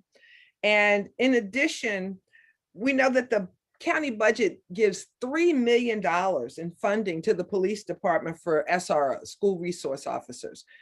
We've only got 2.5 minutes, but really would like to find out, do you agree with the county manager? Why or why not? And then what steps would you take as a board member in regard to the police practices, the civilian review, and the $3 million for SROs? Takas, you're up first. Sorry. So to start with the SROs, I'm on the record of having said many times that police has no place in our schools, period, end of story. This is my personal conviction. This is why I would never fund SROs in schools. However, the school system, the Arlington Public School System, has a community process on that. I respect the public process in the public school process, in the public school system, and I am awaiting their results.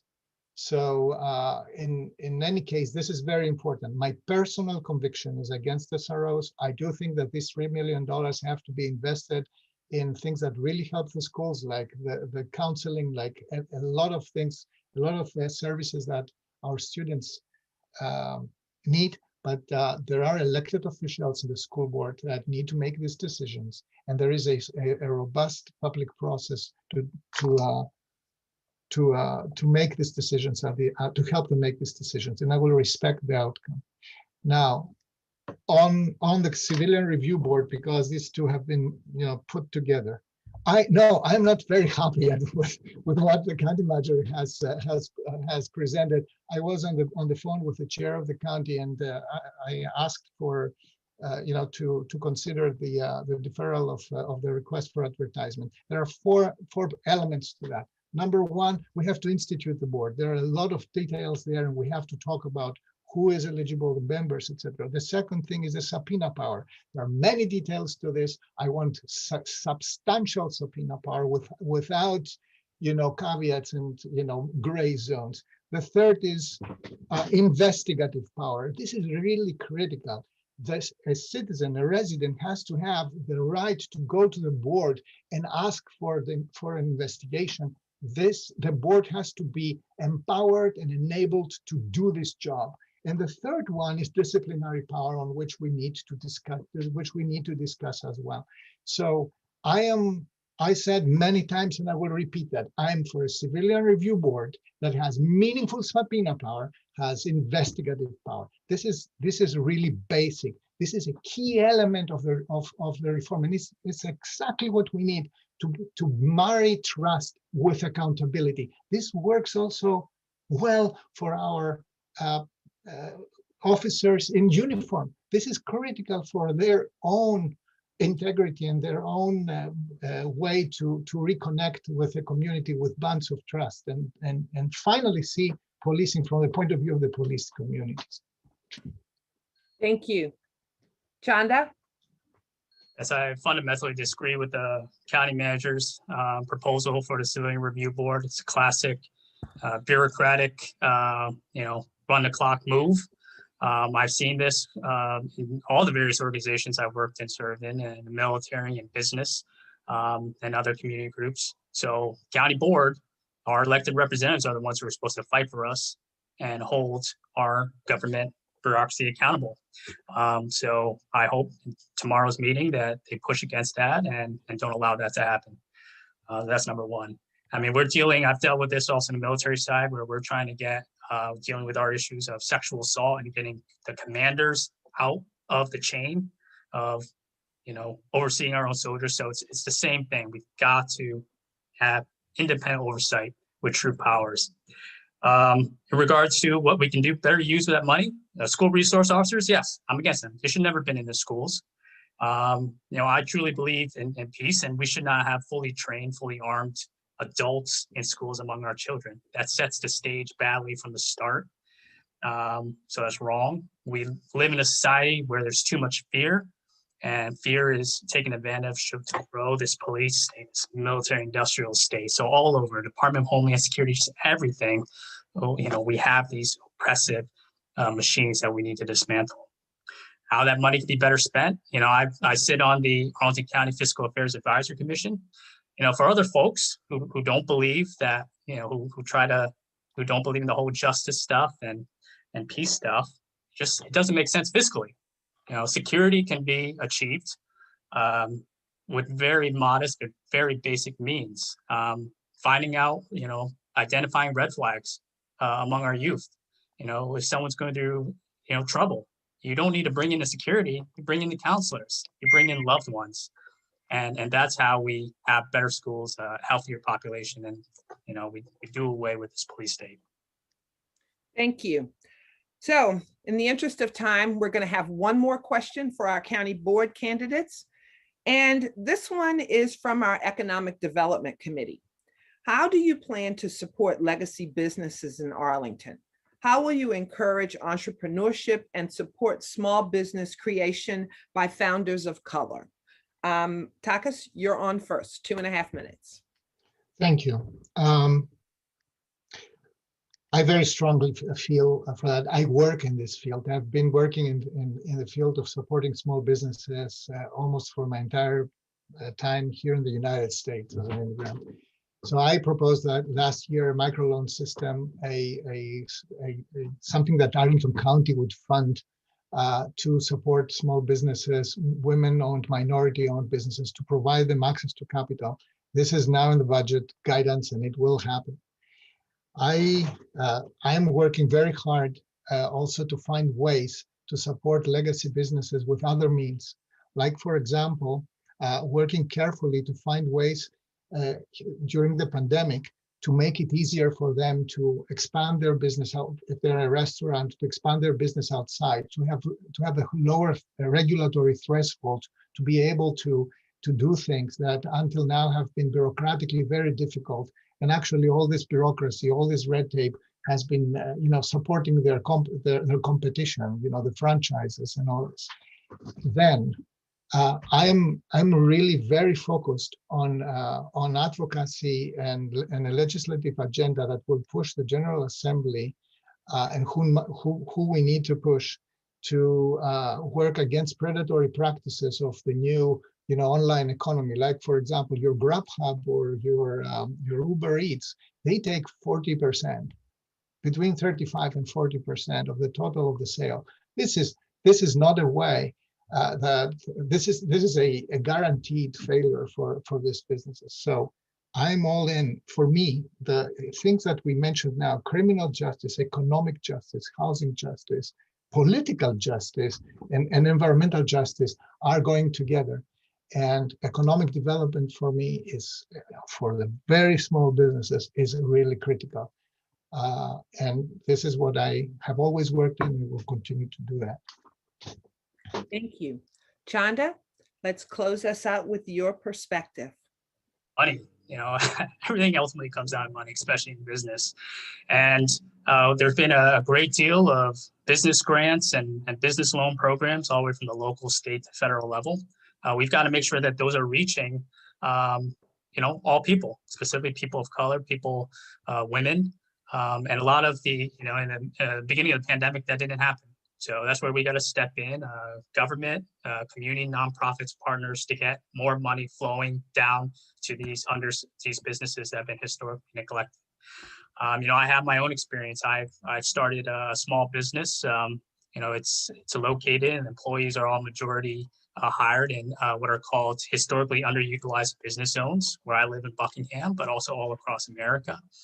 And we need to highlight these type of programs to get more of these businesses to locate in Columbia Pike, locate in Green Valley, and hire directly from the people. Don't just, they're directly required to hire from people. That's number one. Number two, buy local provisions. When we are, negotiating with Amazon or whatever, let's get them to agree to procure their supplies, their food, their meals for their workers from the people, from these type of businesses. It's a great win for, these big businesses to say that they're supporting communities. A big win for us. And then displacement. We're seeing along Columbia Pike, we're seeing along Green Valley, these redevelopments, old mom and pop stores, old restaurants that people love are getting displaced. We need to have programs in place to support them, either to stay where they are. If there are high rents, let's find ways to negotiate that and help them out. If they want to locate somewhere else, let's give them services to find other good commercial space in Arlington so that they stay here. So we've got to fight to make sure the business we have here stay afloat and be successful. And then we also got to fight to make sure that they don't get displaced. Those are the big challenges for Arlington in the next few years. Thank you very much. We actually have people who want to ask you much more, but unfortunately, we need to move on to the school board candidates. So thank you very much. And I encourage folks, I know that you will respond if they want to send those questions directly to you. So we thank you for your participation and your engagement. And let's move on to our school board caucus candidates, Mary Cadera and Miranda Turner. So these are our final candidates. The caucus is underway this week, the Democratic Party caucus nomination. So the Political Action Committee is going to include in the chat information about how and where to vote in the caucus. So again, we want to remind everybody that school board seats are strictly nonpartisan. And so this is a partisan endorsement process, not a primary. And because we are nonpartisan, we're in a little bit of a difficult position, but we decided to invite the candidates because historically the Democratic caucus winner has such a strong advantage in the general election. So, but please note that the NAACP is engaging only for purposes of civic education, not to support one party or a partisan process. So on that note, we have 25 minutes. Let's get into it, ladies. First, a general question about racial equity in our school systems. And this one is particularly important to me because I moved my 2 Black boys out of Arlington for 8 years because of issues in the middle schools. So if you're elected, what will you do? What will you commit to do to improve the educational experience of children of color?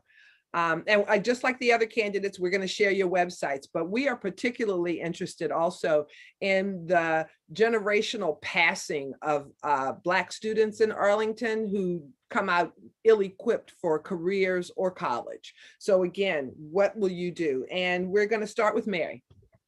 Thank you very much. I appreciate the chance to be here with you. So I began my career as a classroom teacher, and it became quickly apparent to me in my time in the classroom that students were being passed along year to year. And in most cases, these were students of color and students from lower income families.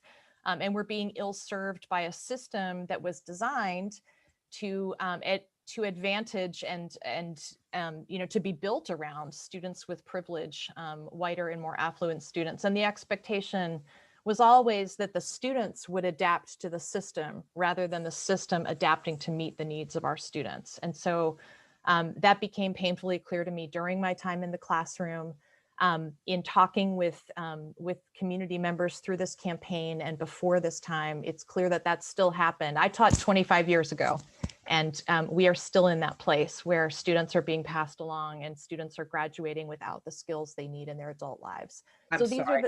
I'm pushing everybody to stay in with the question. So what are you committing to do about it? Absolutely. I'm getting there right now. So here's what, based on that experience, here's what I think we need to do. The first thing I think we need to do is make sure that every student is ready to learn. And what I mean by that is, one, we have to do a better job with APS partnering with community organizations to make sure that our students' basic physical and mental health needs are being met. There's more specifics about this on my website, but in the interest of time, I want to keep moving forward. So the checklist is basic physical and mental needs are being met. Second, and something I feel really passionately about, is school culture. Students do not learn and take the risks that are part of learning unless they're in environments where they feel valued and they feel supported and safe. I support the full removal of SROs from our schools and the redirection of $3 million of funding into the kinds of services that would support the mental and physical and social needs of our students. I also support the full implementation of restorative justice practices at all of our schools as an alternative to exclusionary discipline. We need research-based curriculum and excellent diagnostic tools to support our students academically once we have attended to those more foundational needs I just described. So movement towards structured literacy, which I'm pleased to see is happening in APS, movement to better diagnostic tools like the DIBELS test. All of that in terms of curriculum and support and diagnostics is really critical. The last piece that I want to say is engagement. We cannot teach students of color and students, students from lower income families in a certain way with drill and practice that does not recognize them as human beings who deserve joy and purpose and relevance in their learning. And so the way we teach those students is as important in the research base of what we are teaching them. Thank you, Mary.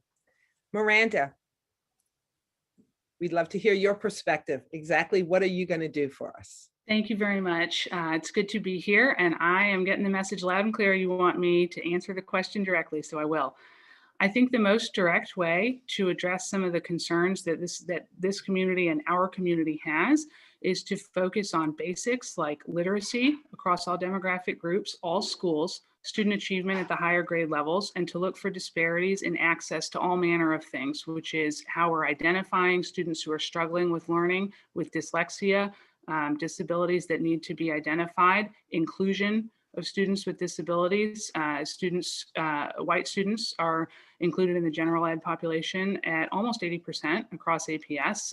Black and Latino students are not. I think we need to look at who is in our accelerated courses, look at our graduation rates, and have data on this. Have it be measurable, have it be public, put it out into the sunshine, and let's take a look at it. The definition of equity that resonates with me is what Erin Gregory has said, which is you've got equity when you cannot predict student outcomes by their membership in a particular demographic group. I think you get to that point and you start approaching that point by having the data there. We don't know what we're doing without the data. We need it out, and we need to make sure that the gaps are narrowing. And I think that this might require some creative and pretty granular use of data. I know that in South Arlington, we often have more transient student populations at all grade levels. You have kids coming in and out of school sometimes midway through the year. We've got a lot more English learners in South Arlington, and the data needs to be pretty granular so that we can take a look at which teachers are truly effective, which schools are truly effective. My neighborhood school is Drew, and we have Miss Graves as our principal, and she is a superstar and everybody knows it. What is she doing that is so effective? Let's look at that and let's try to emulate it. We have great teachers. She's had a hand in hiring all of them, and I think that they are going to be very effective moving forward for our student population at trying to narrow some of those persistent gaps. I also think in addition to quantitative data, we should be looking at qualitative data. We're setting up the new equity office and equity teams within all of our schools. I think we need monitoring and data there as well. I used to work in public health before I went to law school, and we have these concepts called process monitoring and outcome monitoring. You got to call your time. All right. Okay, thank you. But interesting perspectives, and some of them I haven't heard before. So thank you. It was very, very informative.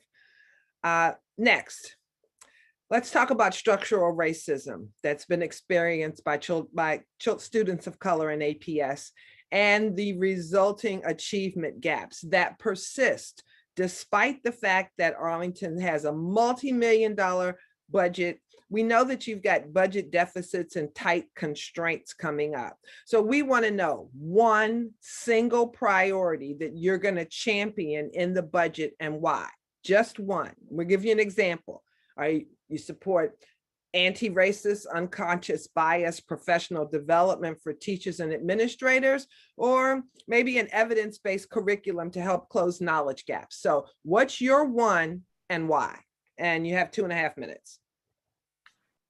And we're going with Mary first. No, wait a minute. Are we switching? Yes, we're switching. Okay. So I'll go first then. It's Miranda first. Yes, I'm sorry. No worries. So I think that the budget priority is exactly the right way to look at it because what you're paying for is what you prioritize. And we do have funding this year for a lot of equity work at the central office level. And I think that's very important. I'm glad it's there. I am concerned that central office spending is growing at a faster clip than school spending. So I think for me, the priority would be high quality teachers. And that means, you know, the easiest, most low hanging fruit that probably any school board candidate says is let's pay our teachers well. But that's something we do need to focus on in Arlington because we're falling behind regionally. And then I think to start advancing some progress on these long-term structural issues, let's focus on hiring teachers and assistants and staff of color so that we are starting to reflect our student population, which in Arlington is incredibly diverse. And I think that it's very important to retain and recruit excellent top quality teachers, but to have those teachers reflect and resemble the student population so that we can start to advance all of the other things that are really critically important, appropriate curriculum and equity, equity prioritization in our schools. Thank you. Mayor. Thank you. This is a tough question for me because honestly, having worked in education, the way to advance equity in our system is a complex set of levers, and we need to be pulling all of them at once. So it's really a struggle for me to identify only one. I know it's hard, but you got to do it. If I have to say only one, I would say that I think we are beyond due in our school division for excellent professional learning and education of our staff and our families, I would say, in understanding systemic racism, being willing to call it out, being willing to recognize implicit bias in working with students. There are many other things that are really important, but for our teachers to be able to work with research-based curriculum, for them to be able to engage their students effectively, they have to be aware of their own biases. They have to understand the way systemic racism has structured the education system and be willing to confront that, and families too. So to drive change, we have to educate this whole community of parents that there is not this thing called critical race theory that's bad, but there is this thing that exists that is a reality. And I have to cut you, but that's a good point. Thank you very much for bringing that up. So, we have so many people interested in your opinions on so many things. So I don't want to rush you, but we definitely want to touch a few more things. Next question comes from both our education committee and our general membership. Real quick, and I'm going to cut this one. I'm going to give you 2 minutes for this one. Are you in favor of two-way busing north, south, and vice versa to achieve integration? Why or why not? You have 2 minutes. We're going with Mary first. I'm in favor of listening to people who have been historically disadvantaged by busing and segregation and centering their opinions in what we should do in Arlington. So I would take my cues from this community and from the Latino community and others who are Black and Brown in Arlington who have been disadvantaged by attempts to desegregate and integrate our schools. I would take my cues from you. My opinion on busing is that historically busing has meant people with less privilege have been bused to communities where there is excess capacity. In Arlington, that's our far north schools that are tremendously white and tremendously affluent. So what I have called for in my capacity at CCPTA as the vice president is for APS to lead a courageous conversation about desegregating our schools because it's incredibly complicated. There are a number of factors we have to consider, like whether planning units with a greater concentration of lower income students are disproportionately impacted by reassignment, whether they have public transportation to access their children's school. There's this set of factors that have to be part of the conversation about how we desegregate our schools, and it's time to have that conversation. Thank you. Miranda. Yeah, thank you. I have a lot of thoughts on this, and I've followed boundary processes for a couple of years, always with an eye towards how do we increase diversity, how do we move away from the historical legacy of segregation in this county, which is salient to me because my mom grew up here, and it was not that long ago when she was in high school and Hoffman Boston was the Black high school, and it closed during her time in APS. So I'm familiar with these issues. I tend to disfavor busing. I have thought a lot about it. I've seen a lot of boundary processes, including one that I advocated on back in 2018. And I tend to disfavor busing because I really have a lot of respect for and derive a lot of value from the neighborhood schools. I think they create some really great close-knit school communities that build up around kids and mold to what our students need and provide a level of service depending on the school that really fits what our student need is in those communities and allows student success.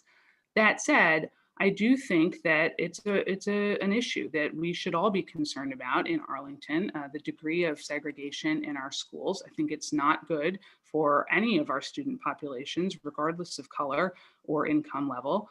And so I think in the future, we should look to partner with the county and to discuss real planning.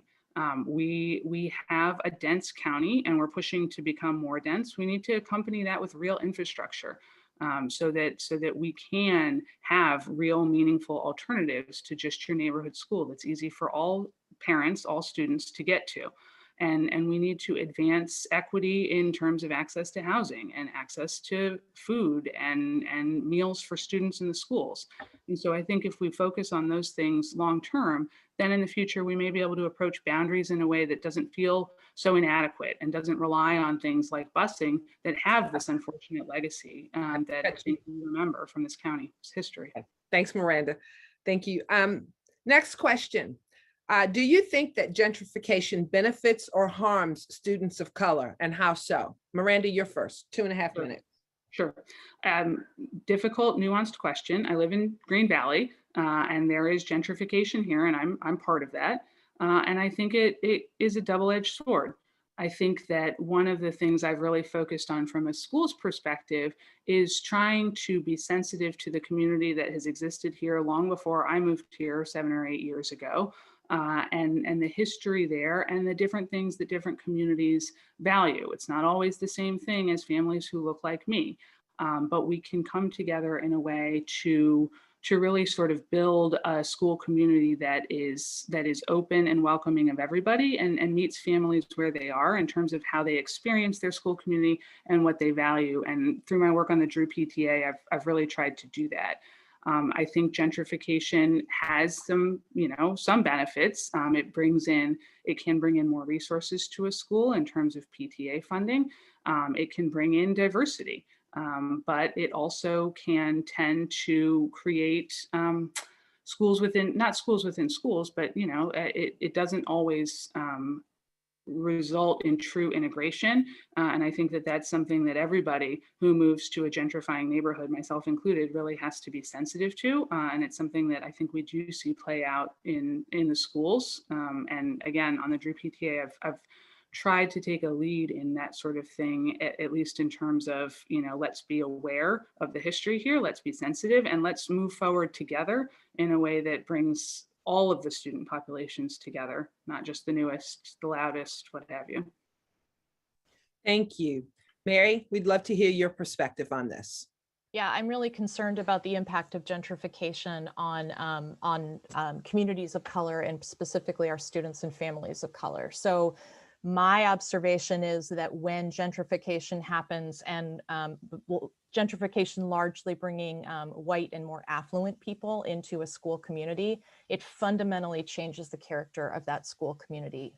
Whether or not that's the intention of the white and affluent people that move into that community, that more than often not is the effect. And this goes back a little bit to the previous question and my comment about educating families and engaging school communities in courageous conversations about implicit bias and about systemic racism. One resource that has been really important to me in my own work to develop my understanding about race and about being an ally has been the Nice White Parents podcast that the New York Times put out last year. Some of you may have seen this.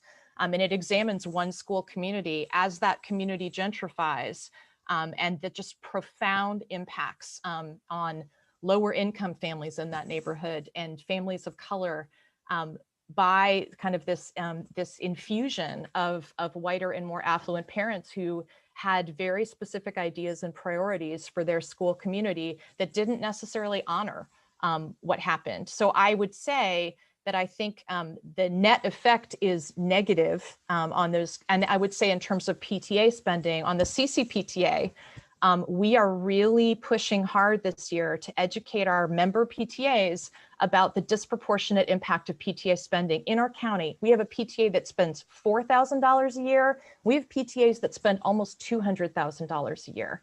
And the kinds of experiences and inequities that creates in our system is of huge concern to me. So, you know, if there were an infusion of nice white affluent parents across the whole county who were enriching the coffers, that would be one thing, but it's not happening. It's happening in clusters and it's exacerbating inequity. Thank you. That's good points. All right, now we've got a little bit of time left and I want to get to these questions. So I have taken the moderator liberty to cut your time in response.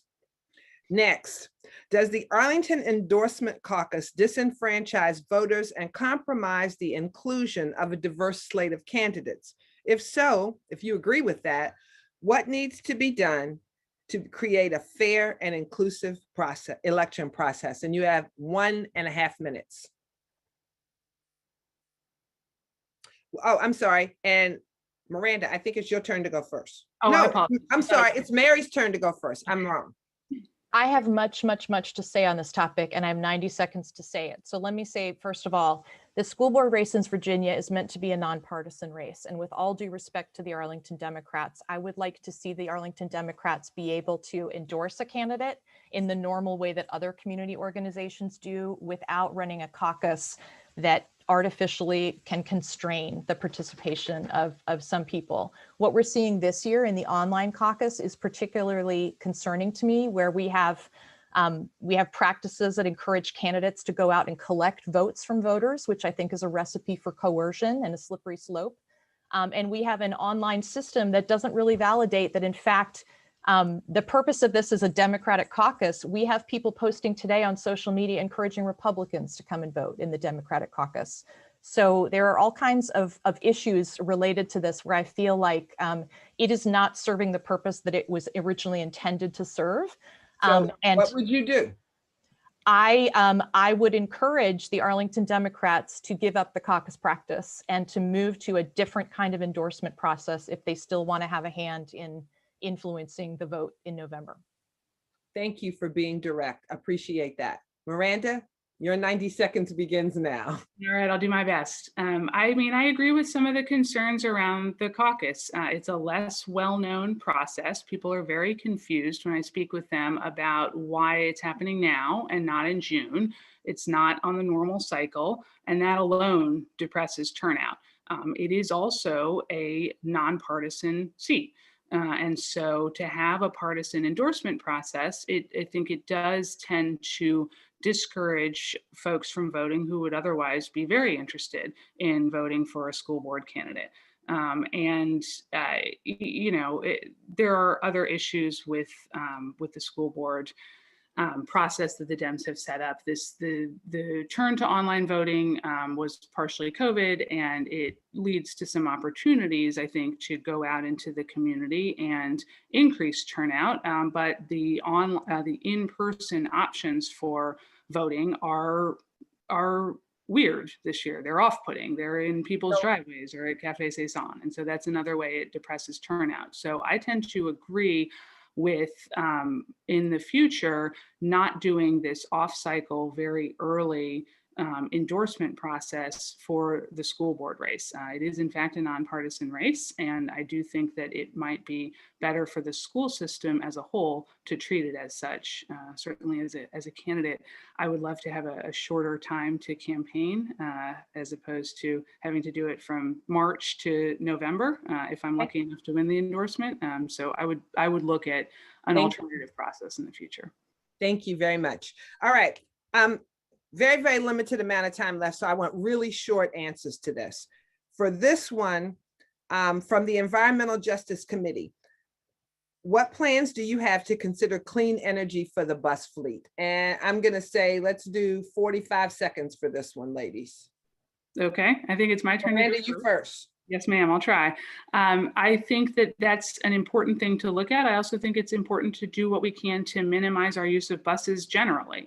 It's expensive And it's not good for the environment, and it's not great for our kids, especially after this year. There's been a lot more staying at home, a lot less real PE as opposed to virtual PE. So I think we should do what we can to encourage walking, to make it safe, to do things like bicycle trains and walk trains to school, and to really get the community out to both keep kids safe from traffic, slow down the cars, and move forward in that way. But yes, if we have to rely on buses, I absolutely think we should be looking at that from an environmental perspective as well.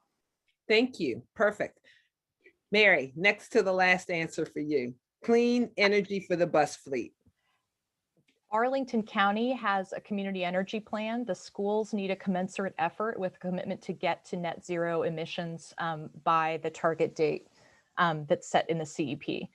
The ingredients for that are replacing fossil fuel powered vehicles in the school bus fleet with alternative energy vehicles on a regular schedule, and also looking at ways that we can institute clean renewable energy in our schools. So things like the recent solar installations that happened at 2 of our schools earlier this spring. We need to amplify those efforts and get our buildings on clean energy, both retrofits and new construction. And we need to be tracking and reporting to the community the progress that we're making as a school system in converting to clean energy.